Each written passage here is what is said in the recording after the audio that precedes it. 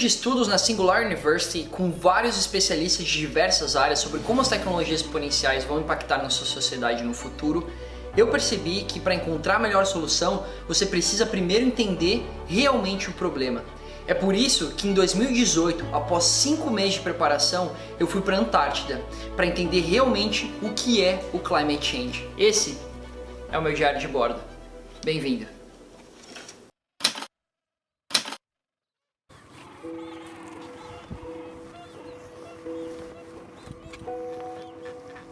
Juntamente com 97% dos especialistas em mudanças climáticas, eu também acredito que a nossa sociedade e os nossos hábitos estão contribuindo com a mudança de temperatura e o clima globalmente. Mas para falar a verdade, eu não tinha entendimento nenhum do tamanho desse impacto e como tudo que estamos vivendo atualmente está conectado com essa natureza. Nos 3 primeiros dias de expedição, pegamos um navio que saiu de Ushuaia, o ponto mais ao sul do continente localizado na Argentina, e seguimos em direção ao continente da Antártida. 3 dias em mar aberto, não somente em mar aberto, como também passando por um dos lugares mais turbulentos em alto mar do mundo, chamado Drake's Passage.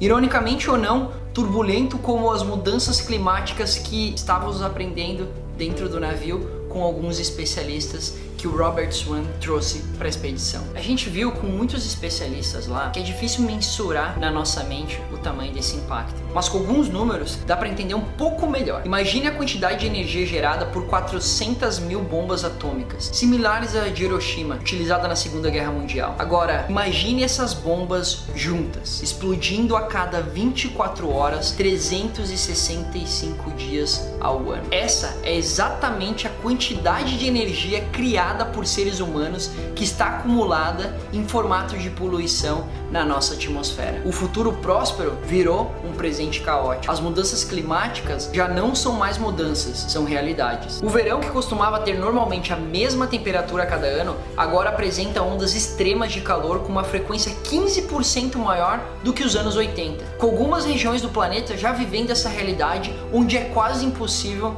sobreviver. Como nesse vídeo gravado numa cidade da Índia, onde as pessoas têm calçados derretidos pelo próprio calor. Esse calor extremo já impacta muitas regiões do mundo. 16 dos 17 anos mais quentes da história ocorreram depois de 2000. Essas mudanças de temperatura têm um efeito negativo em plantas, animais, pessoas, todo o ecossistema é impactado. Um exemplo muito comum são as super chuvas de verão, que em poucos minutos despejam a quantidade de água esperada por mês inteiro. Isso está cada vez mais comum por conta de um fenômeno que os cientistas brasileiros chamam de flying rivers, ou em português, rios voadores. Devido a esse aumento de temperatura, os oceanos estão cada vez mais quentes e evaporando muito mais rápido. Com isso, a umidade ao redor do nosso planeta já aumentou em média 4% nos últimos anos. E isso não ocorre somente no Brasil. Aqui vemos a força de uma chuva torrencial sobre a cidade de Tucson, no Arizona. As consequências para nossa população são claras e extremas. Nesse vídeo você vê uma cidade inteira sendo varrida pela água. Isso ocorreu no Chile há 2 anos atrás. Esse outro vídeo na Espanha mostra uma enchente causada pelo grande volume de água.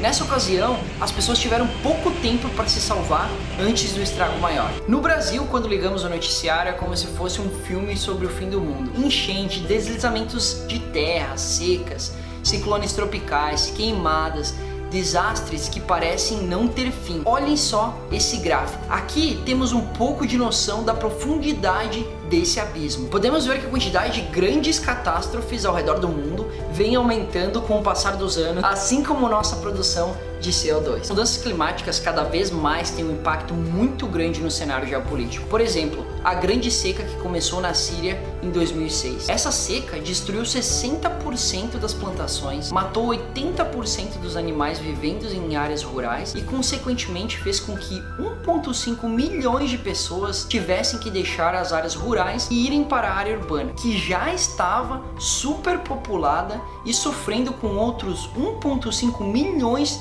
de refugiados da guerra do Iraque. A melhor definição para esse cenário que me vem à mente é uma frase de Al Gore: as mudanças climáticas abriram as portas do inferno, as quais a sociedade está tentando fechar à força. Já é um consenso que isso não é um cenário isolado. O Departamento de Defesa dos Estados Unidos vem chamando a atenção que as mudanças climáticas vão muito provavelmente levar a um cenário de escassez em torno de comida e água, e também a geração de doenças pandêmicas. Parece um pouco extremo e longe da nossa realidade essa última parte sobre doenças pandêmicas. Na realidade, isso já está acontecendo agora e o Brasil vem sofrendo as consequências disso. A elevação de temperatura e as chuvas facilitam a propagação de mosquitos que carregam com eles o risco de transmitir doenças como dengue, Zika e febre amarela. Vamos começar a ver casos em regiões e estações do ano que não eram comuns. E as consequências disso são muito extremas nas regiões mais pobres do mundo e em países em desenvolvimento, como o Brasil. Milhares de mulheres sendo aconselhadas a não engravidar, filas nos postos de saúde para tomar injeção contra a febre amarela, milhares de pessoas e milhares de famílias tendo que lidar com esse medo no seu dia a dia. Muitas pessoas me perguntam se eu consegui ver os efeitos das mudanças climáticas na Antártida. Lá, a maior consequência visível com certeza é o derretimento mais rápido do que o natural das geleiras e icebergs.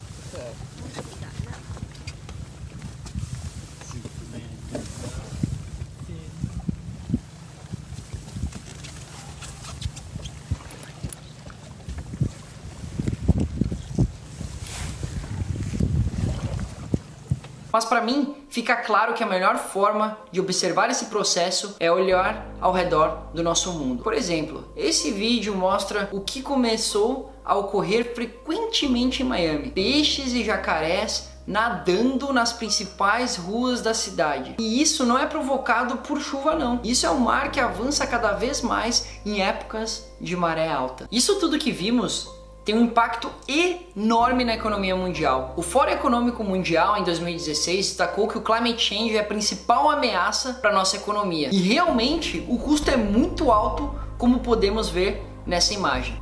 Ao longo da expedição na Antártida, a cada ponto que íamos em direção a uma natureza inexplorada pelo homem, eu me dava conta que a mesma evolução tecnológica que possibilitou a sociedade a ter uma vida melhor estava de alguma forma impactando negativamente a natureza, que por inúmeras vezes foi somente explorada em benefício desse avanço. O que é o correto fazer nessa situação? Para ser sincero, o correto eu não sei, mas o melhor é fugir de um pensamento binário e polarizado, onde você só encontra a solução em um lado ou do outro. A melhor solução é aquela que se preocupa com ambos os lados, incorpora o melhor de cada um. Aí temos o win-win, que é um termo em inglês usado nos negócios onde ambos os lados saem ganhando, o ganha-ganha. E isso me trouxe à mente o movimento de inovações exponenciais que está mudando esse cenário. Tudo que eu vi na Singular University. Ao mesmo tempo que a tecnologia avança e vai melhorando as nossas vidas,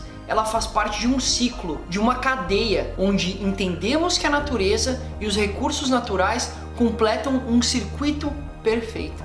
As estimativas mais positivas há 18 anos atrás, em torno de 2000, diziam que em 2010 iríamos ter uma capacidade de energia eólica em torno de 30 gigawatts. Em 2015, esse valor foi superado em 15 vezes, sendo representado por uma curva exponencial relacionada ao crescimento de instalações de energia eólica, e com o custo caindo de uma maneira cada vez mais rápida. Isso nos leva a uma outra tecnologia que está passando pelo mesmo avanço. Nos últimos anos, em algumas partes do mundo, a energia solar já é a fonte de eletricidade mais barata disponível. Na última década, vimos um avanço muito importante na produção de painéis solares de uma forma mais efetiva e barata, ocasionando uma redução de custo de mais de 90%. Um exemplo disso é no final do ano passado, uma região da Alemanha foi gerada tanta eletricidade eólica e solar que os moradores receberam energia de graça. Em 2005, essa tecnologia era conhecida em um estágio muito inicial. A partir de 2006, o avanço tecnológico possibilitou uma adoção exponencial nas instalações de painéis solares e, ao mesmo tempo, o custo foi caindo.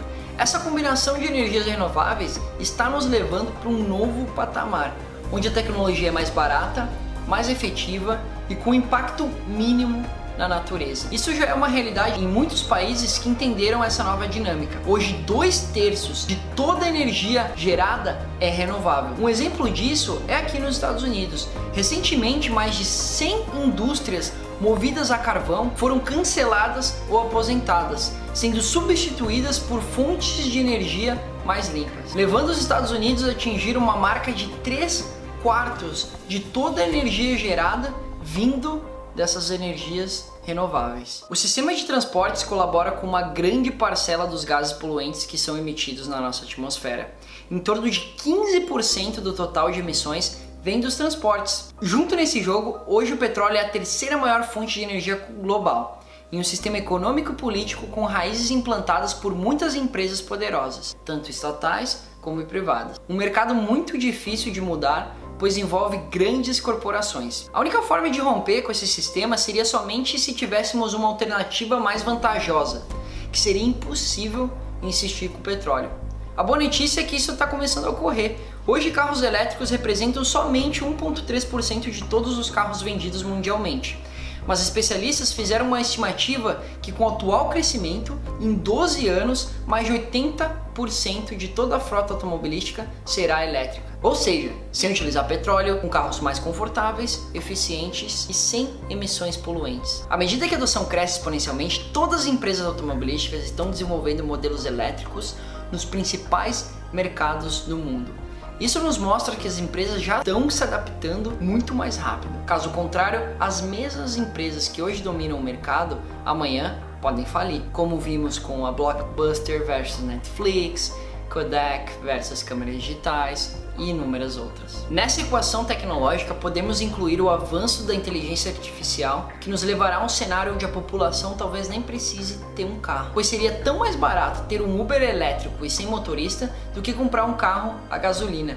Isso parece ficção científica, mas na realidade, em janeiro desse ano, o governo da Califórnia autorizou empresas de tecnologia a rodar seus carros sem motoristas pelas cidades locais e começar a expandir seus sistemas de transporte. Além disso, os caminhões de transporte de mercadorias também poderiam ser substituídos por caminhões elétricos e sem motoristas. Esses caminhões iam ter uma eficiência tão maior que o sistema atual de transporte, pois os caminhões iam conseguir rodar mais de 24 horas sem parar, que eles iam fazer com que o custo desse transporte diminuísse e, consequentemente, o preço dos produtos finais. Como trazer esse conceito de onde todos ganham para o ramo alimentício? De acordo com um estudo da Universidade da Califórnia, as atividades agrícolas, incluindo a produção de carne, são responsáveis por 20% do total dos gases do efeito estufa. Em alguns países, mais do que os gases emitidos pela atividade industrial ou de transportes. Mas a alimentação é algo muito maior que uma simples substituição de tecnologia. A alimentação representa uma cultura, uma sociedade e outras variáveis que são difíceis de incluir nessa equação. A minha opinião é que nunca devemos forçar uma mudança de hábito. Essa mudança deve ocorrer naturalmente para cada pessoa. E podemos acelerar isso se conseguirmos oferecer opções melhores. Uma solução fácil para diminuir os impactos da alimentação e agropecuária no meio ambiente seria convencer toda a população a ser vegetariana. Uma tarefa quase impossível e que dificilmente aconteceria. Mas agora, imagine o melhor pedaço de hambúrguer ou picanha que você já comeu na vida, mas esse pedaço foi produzido em laboratório, sem machucar nenhum animal e com mínimo de impacto ao meio ambiente. Parece ficção científica, mas não é. Memphis Meats é uma startup que está exatamente fazendo isso, produzindo carne em laboratório. O mesmo gosto, o mesmo cheiro, a mesma qualidade, ou até melhor que a carne que comemos atualmente. Essa é uma das empresas mais faladas no Silicon Valley e já recebeu investimentos inclusive de Bill Gates e Richard Branson. Esse mesmo hambúrguer em 2013 custava em torno de $325 mil. No final do ano passado, ele já estava custando $11. Isso é uma das características principais das tecnologias exponenciais. A rápida melhora da performance com a redução drástica de custo. Imagine quando alcançarmos essa tecnologia em larga escala. Não iremos necessitar enormes fazendas e pastos para a criação desses animais, evitando o desmatamento, a morte cruel de animais e a diminuição do custo dos transportes, entre muitos outros fatores. A gente acabou de pisar agora realmente no continente e tá nevando bastante, tá fazendo bastante frio A gente acabou de escalar agora uma pequena montanha aqui, acho que dá pra ver no fundo um pouco mais onde eu tô. E hoje é o 6º dia de expedição, mas é muito bonito. Ao fundo eu vou mostrar agora um pouquinho, dá pra ver que o inverno tá chegando, the winter's coming. Logo logo, porque a formação glacial ao fundo já mostra alguma formação dos novos icebergs que o verão já tá acabando. Mas a gente está muito feliz que a gente conseguiu, porque não é todo dia que é possível vir para o continente. Ontem teve uma tempestade aqui e a gente não conseguiu vir, hoje a gente finalmente conseguiu vir, mas a gente teve que fazer essa pequena escalada aqui nessa montanha para conseguir chegar. Bastante animal aqui também, seals, whales, pinguins, mas agora continuar a caminhada aqui pra gente explorar o ambiente. Vamos lá! Durante essa expedição eu tive a oportunidade de passar 15 dias, um total de mais de 600 horas, com 40 pessoas de mais de 20 países diferentes, em um dos lugares mais inóspitos e belos do nosso planeta, sem nenhuma comunicação com o mundo externo. Sem celular, sem internet, sem televisão, sem jornal, sem nada. Totalmente desconectado do mundo que vivemos, mas totalmente conectado com uma nova realidade, formada por uma mistura de ideias e culturas. Hoje muitos amigos me perguntam se eu aprendi ou vivenciei muita coisa relacionada ao climate change. Minha resposta é simples. Eu acho que eu aprendi muito mais sobre as pessoas e sobre mim mesmo do que qualquer outro assunto durante essa expedição. Isso parece um pouco vago, parece um pouco distante das mudanças climáticas, mas na minha opinião, tudo está conectado. Em 1979, pela primeira vez, o homem tirou uma foto do nosso planeta visto do espaço. Essa foto ficou conhecida como Blue Marble e retrata um sentimento descrito por muitos astronautas chamado de The Astronaut Overview Effect. Tenta explicar os sentimentos e pensamentos dos astronautas quando eles vão para o espaço pela primeira vez e observam essa magnífica esfera azul chamada Terra. Pela primeira vez, eles sentem que, apesar de sermos indivíduos separados por fronteiras, regiões e culturas, lá de cima, de uma outra perspectiva, é possível ver que a gente é um único organismo vivo em uma imensidão infinita. Isso cria um nó na cabeça de muitos astronautas e faz com que eles mudem o sentido e a perspectiva da vida deles. Isso é descrito no livro The Orbital Perspective, escrito por Ron Guerin, que é um dos astronautas que passou por esse processo. E eu trago essa história um pouquinho para explicar o que eu senti lá na Antártida. Lá eu pude vivenciar diferentes culturas e entender que no final nós realmente somos todos iguais. Lá, sem essas barreiras invisíveis da sociedade, todo mundo era igual, independente da cultura, país, crença religiosa ou partido político. Lá, a gente não era polarizado, mas sim uma única espécie, viajando junto nessa imensidão do universo e fazendo parte de um ecossistema formado por animais, natureza e milhões de organismos vivos.